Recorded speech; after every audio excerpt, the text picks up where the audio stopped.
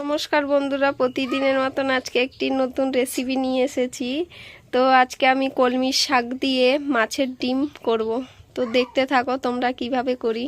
তো এখানে আমি শাকের সাথে দেওয়ার জন্য পেঁয়াজ কুচি, লঙ্কা কুচি আর রসুন কুচি নিয়ে নিছি। তো আমি কড়াইটা বসিয়ে দিয়েছি, এখন তেল দিয়ে দেবো।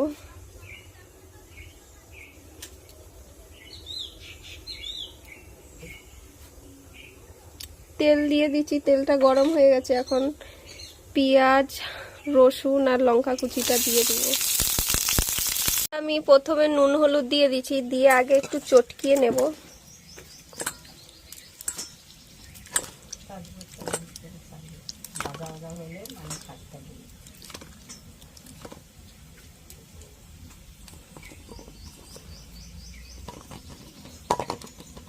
পেঁয়াজটা লাল লাল করে ভেজে নিয়েছি, এখন আমি ডিমটা দিয়ে দেবো।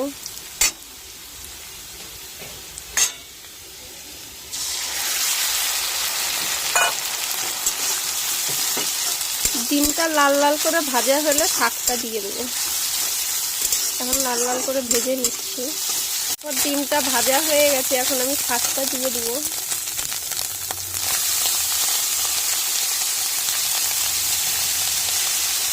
স্বাদ মতো নুন দিয়ে দিলাম, হলুদ গুঁড়ো দিয়ে দিলাম, ভালো করে নেড়ে নেব। তো দেখো শাকটা হয়ে গেছে, এখন একটু আমি স্বাদ মতন চিনি দিয়ে দিব। চিনিটা দিয়ে নেড়ে ভালো করে নেড়ে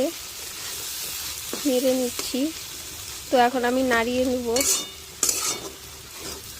নামিয়ে দিচ্ছি এবং হয়ে গেছে পুরোটাই। তো শাকটা হয়ে গেছে। তো তোমাদের কার কার ভিডিওটি ভালো লেগেছে কমেন্ট করে বলবে, আর অবশ্যই শেয়ার করে দিও।